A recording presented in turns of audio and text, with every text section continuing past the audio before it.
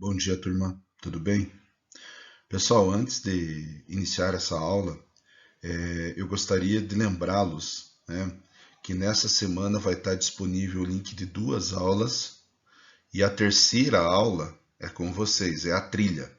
Tudo bem? Então, nesse período aí, nessa semana, vai ficar aberta a trilha, então não deixe para fazer de última hora. Lembrando que vale bastante ponto, vocês têm que finalizar ela para validar a nota. Tudo bem? Outra coisa, deixem o nome de vocês aí nos comentários, né, e a turma que vai contar como presença. O conteúdo dessa aula aqui, que é ligações químicas, não vai cair no simulado na próxima semana. Tudo bem? Então, o que vai cair no simulado? Tabela periódica e propriedades periódicas, que é até a página 30 da apostila de vocês. Tudo bem? Bom, vamos começar então esse assunto chamado ligações químicas. E antes, né, de iniciar esse conteúdo, eu gostaria de que vocês já soubessem os 4 tipos de ligações entre átomos que existem, ou a chamada ligação interatômica. Tudo bem? Então a gente vai ter a ligação iônica, que vai ser o conteúdo dessa semana, tá? Dessas duas aulas. Ligação covalente, ligação coordenada dativa e ligação metálica. Então, ligação entre os átomos, nós temos 4 tipos. Bom, vamos começar pela ligação iônica. A ligação iônica vai ser a ligação entre os metais, toda essa parte azul aqui da tabela periódica, tá? Um metal aqui vai se ligar com um não metal. Beleza, pessoal? Lembrando que gases nobres não se ligam a ninguém. Esses elementos aqui, os semimetais, né, alguns têm comportamento mais de metal, outros têm comportamento mais de não metal. Mas o que é importante nós sabermos que metal, tudo que está em azul aqui, ao se ligar com um não metal, o que está em laranja, a gente vai ter a chamada ligação iônica e, consequentemente, uma substância iônica. Tudo bem? Antes, né, de nós entrarmos propriamente no estudo, lá na parte técnica do estudo de ligações, é importante nós entendermos por que os átomos se ligam. Esses átomos eles precisam ter uma certa estabilidade. Como o gás nobre não se liga a ninguém, os cientistas começaram a elaborar hipóteses sobre isso. E a hipótese levantada é que todo gás nobre ele não se liga a ninguém porque na sua valência ele tem 8 elétrons. Ou seja, quando um átomo ele tem 8 elétrons na sua última camada, ou a chamada camada de valência, significa dizer que ele está estável. E quando esse átomo está estável, ele não precisa fazer ligações químicas. Por isso que os gases nobres, eles não vão fazer ligações químicas, ou vão ser difíceis de fazer ligações químicas. Tá? Com exceção do hélio, né? Que tem 2 elétrons na camada de valência, mas ele está estável com 2 elétrons. E o hidrogênio, ele vai querer ser como o hélio. Por isso que o hidrogênio também é periódico, ele não consegue captar 8 elétrons na sua camada. Então ele se estabiliza copiando o hélio. Beleza, pessoal? O nome dessa regra é chamada regra do octeto, ou regra dos 8. Toda vez que um elemento completa sua valência com 8 elétrons, ele se torna estável. Com base nisso, pessoal, nós temos aqui a representação da tabela periódica com o número de elétrons da última camada. Vejam vocês aqui, ó. Nós temos a família 1, tem 1 elétron na última camada. A família 2, os metais, tem 2 elétrons na última camada. A família 3, 3 elétrons e assim por diante. Até, né, dos elementos representativos, até os gases nobres, que tem 8 elétrons. A família 7A, 7 elétrons. Família 6A, 6 elétrons. E com base nisso, a gente vai determinar o quê? Qual que vai ser as características desses elementos? Como que um metal se liga a um não metal? Então vamos começar aqui apresentando para vocês a ligação iônica. Eu vou fazer uma ligação iônica entre o sódio e o cloro, ok? O sódio ele tem número atômico 11 e o cloro tem número atômico 17. Vocês podem pegar ali na tabela periódica, daquela tabela periódica da valência que está atrás ali, ficou no slide para trás, ou vocês podem fazer pela distribuição eletrônica, tá? Vejam o sódio e vou fazer a distribuição eletrônica do cloro. E agora eu vou achar a valência. Observem que a valência do sódio tem um elétron. Pessoal, se ele tem um elétron na valência, o que é mais fácil? Ele tentar buscar ganhar 8 elétrons ou tentar se estabilizar aqui, ó, com os 8 elétrons da camada anterior? Os metais, geralmente, eles vão ter até 3 elétrons na última camada, na camada de valência. Por isso que os metais vão ter tendência a perder elétrons. Ao perderem elétrons, eles se estabilizam com 8 elétrons na camada anterior. E daí seguem a regra dos 8. Ou seja, os metais, eles têm característica de se tornarem o quê? De se tornarem íons positivos, ou os chamados cátions.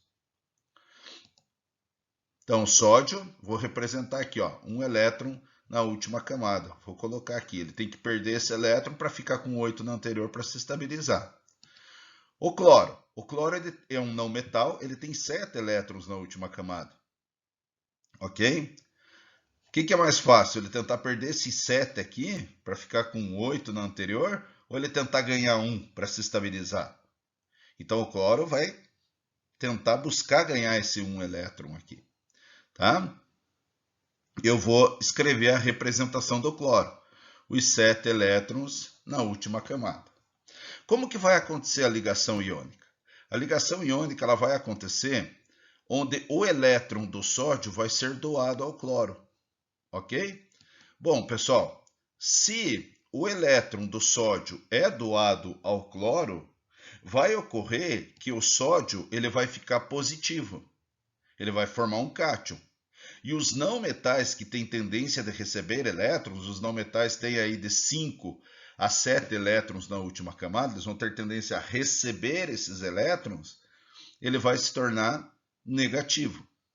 E quando forma essa ponte positivo e negativo, o que ocorre entre esses átomos? Positivo, cargas opostas, se atraem. Então vai existir uma atração entre o ânion e o cátion, ou seja, o íon negativo do cloro e o íon positivo do sódio. E essa atração é chamada de ligação iônica, ok?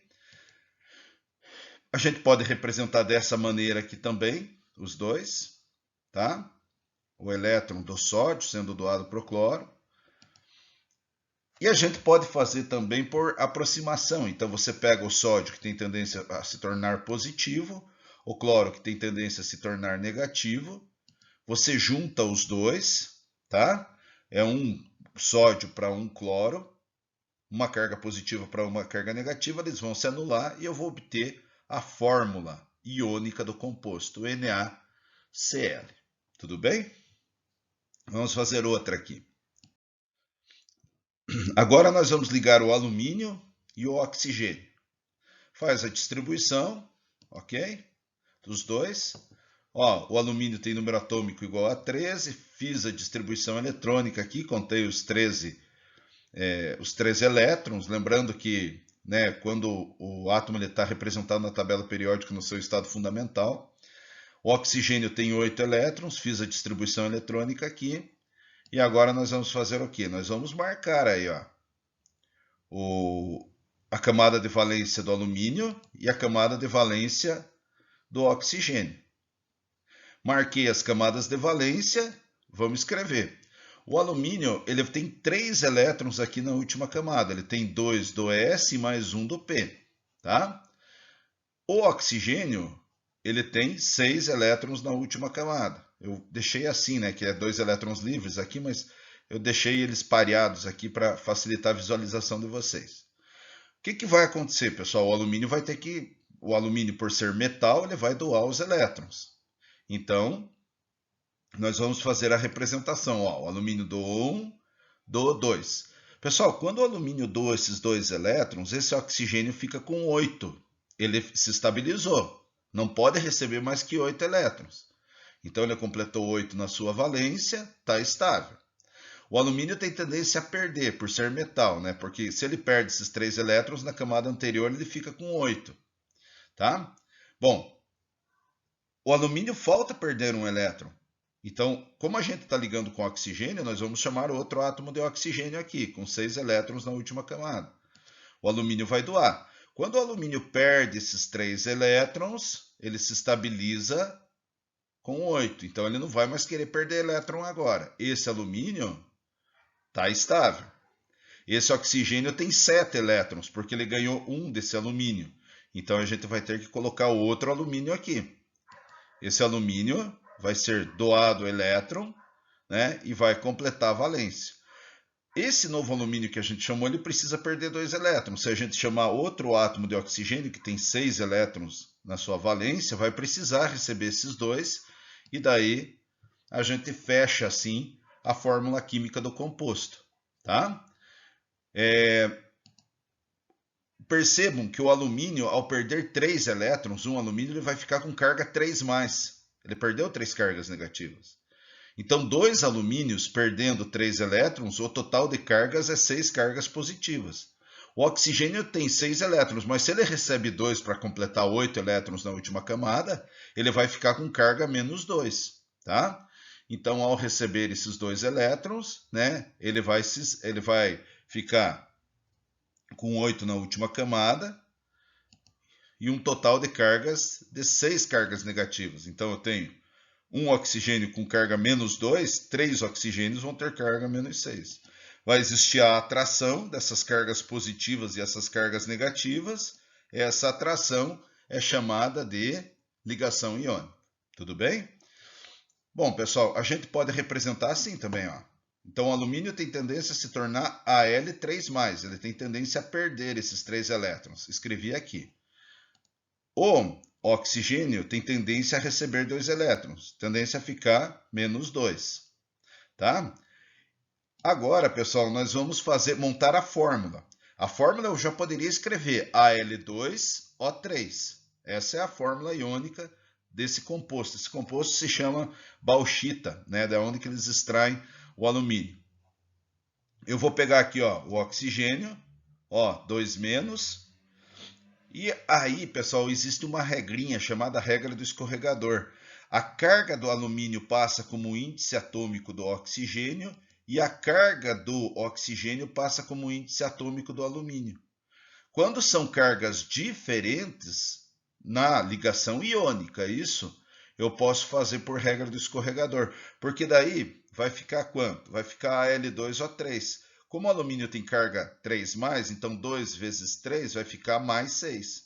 O oxigênio tem carga, né, -2. Se eu pegar 3 oxigênios, 3 vezes 2 vai ficar -6. A fórmula tem que igualar essas cargas aqui para que os compostos possam formar a sua fórmula. Então, a regra do escorregador é isso que eu mostrei para vocês. Né? Quando você tem um cátion e um ânion de diferentes cargas, tem diferentes cargas. Olhem bem, se for carga igual, tipo 2 cargas positivas para 2 cargas negativas, um se junta ao outro. Um tem 2 elétrons para doar, outro tem 2 para receber, anula. 3, 3, 1, 1. Então, não faz regra do escorregador quando as cargas numericamente são iguais. Tá? E, claro, com valores de positivo e negativo. Mas aqui, ó, o cálcio e o cloro, se a gente fosse ligar. Então, o cálcio doa 1 elétron para o cloro completa 8, a gente vai precisar doar mais 1 elétron, a fórmula ficaria CaCl2. Pela regra do escorregador, como o cálcio tem tendência a perder 2 elétrons, ele tem tendência a ficar 2+. Se você vai ligar com o cloro tem 7 elétrons, ele tem tendência a receber 1 elétron e ficar menos. Então, a gente faz escorregador e a gente vai obter a fórmula mínima desse composto, que é CaCl2, o cloreto de cálcio. Beleza, pessoal? Abraço a todos, até a próxima aula.